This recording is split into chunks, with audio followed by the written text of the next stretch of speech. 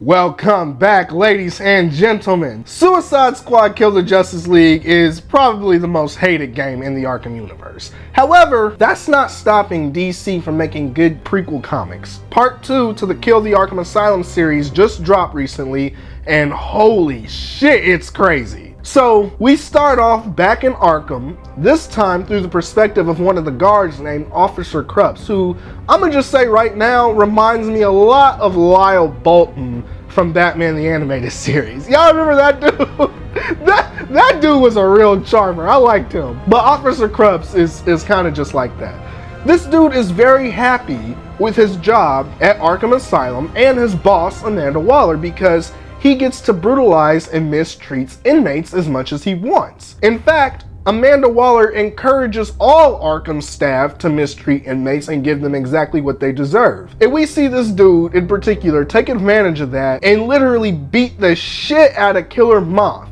And this really reminds me of the Tiger Guards back in Arkham City beating the hell out of Black Mask in the very beginning of the game. Arkham Guards love their brutality.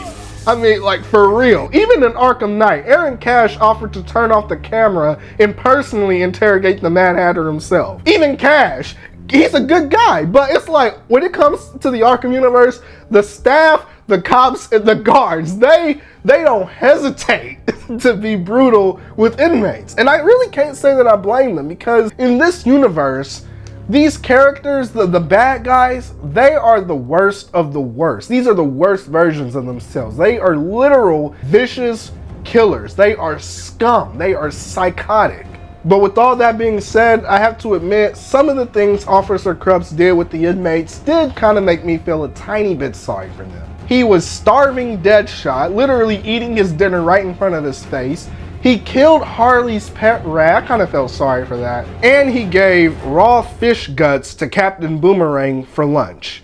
Like, this man is straight devious.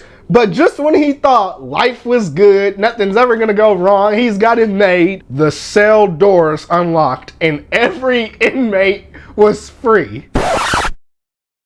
Look at him, y'all. Look at his face.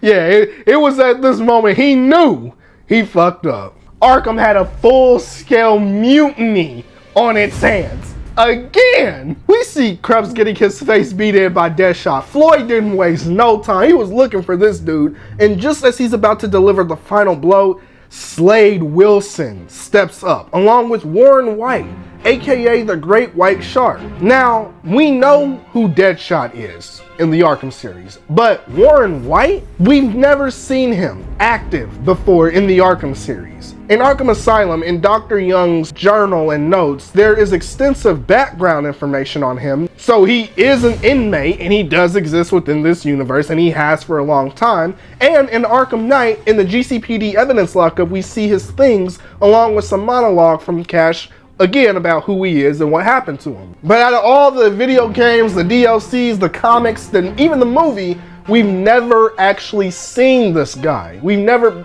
seen Batman go up against him. We've never seen him active before until now. So that's cool. That's badass. And Deadshot gets him mixed up with King Shark, referring to the fact that King Shark killed Victor Zsasz in book 1. And we can already see what kind of person Warren White is because he takes credit for that. But this is so cool. As chaos breaks out in Arkham, we got Deathstroke, Deadshot, and the Great White Shark teaming up with each other. Already that sounds like a badass roster of the Suicide Squad, much more badass than what we got. We also get more insight into Deadshot's past and his relationship with Green Lantern. Remember, in the video game, Floyd hated Green Lantern. He hated him more than anybody else, indicating that they had some history with each other. But now we get to actually see a bit of that history in a flashback. Things don't go good forever though. During the breakout, Deadshot has the idea to escape through the sewers, since the guards will focus their manpower at the front entrances of the asylum.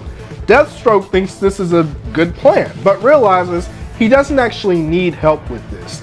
And he shoots and kills Warren White. Dude's first appearance ever in the Arkham series, and he died. Then he shoots Deadshot in the chest, and he escapes. Now, number one, I'm assuming Floyd's outfit is bulletproof, because we know he's not dead. We already know that, obviously. Number 2, we know Deathstroke is going to be part of an expansion pack in the video game Kill the Justice League. So the comic is showing us how he escaped the asylum. I love the Arkham Universe video game prequel comics. It gives us so much insight within these stories. These books are goated. Batman wasn't in this one. He and the Justice League are dealing with a problem in Metropolis. Hint, hint. We know what that problem is. But I love the artwork in this. And just the overall story. Look at Man-Bat. Like, holy shit! Dude came out of nowhere and flies off with a guard. It turns out that this whole breakout was orchestrated by Amanda Waller. She's running some kind of experiment, I guess. It's really giving Arkham City vibes. Hugo Strange did the same thing back in Arkham City. Just let his guards abuse their power and let the inmates run wild. I have no idea what her goal was in this, but because of this, Deathstroke and Man-Bat were able to escape. Multiple casualties and deaths all around. This is like the Arkham Asylum video game all over again on steroids. And by the way, I just love how this book, as well as comics like Arkham Knight Genesis, gives us characters who we never see active within the video game. Killer Moth, for instance. The only other time we've seen him was in the Batgirl prequel storyline, where he crashed a police gala event set a few years after the events of Arkham Origins. And Barbara tried to bring him down, but then Batman stepped in and handled him. And now we see him, decades later, getting his ass beat in a mental facility. Like, what a waste of a life, man.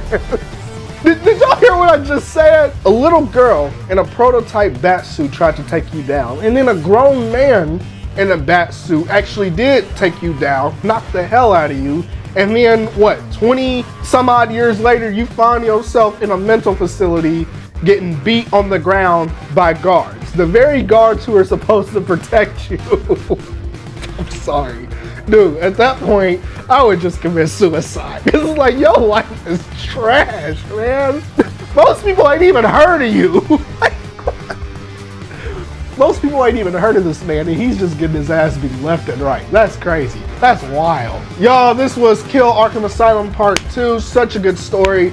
I wanted to show you guys a video game code so you guys could just do it yourself without actually having to buy the book, but I forgot. I lent the book to a friend of mine and I forgot. But I'll be sure to do that when I talk about book 3. I'll show the codes for book 2 and book 3. If you like this video, give me a thumbs up. Let me know what you thought of the video game and this comic down below. Thank you so much for watching, guys, and I will see you on Monday.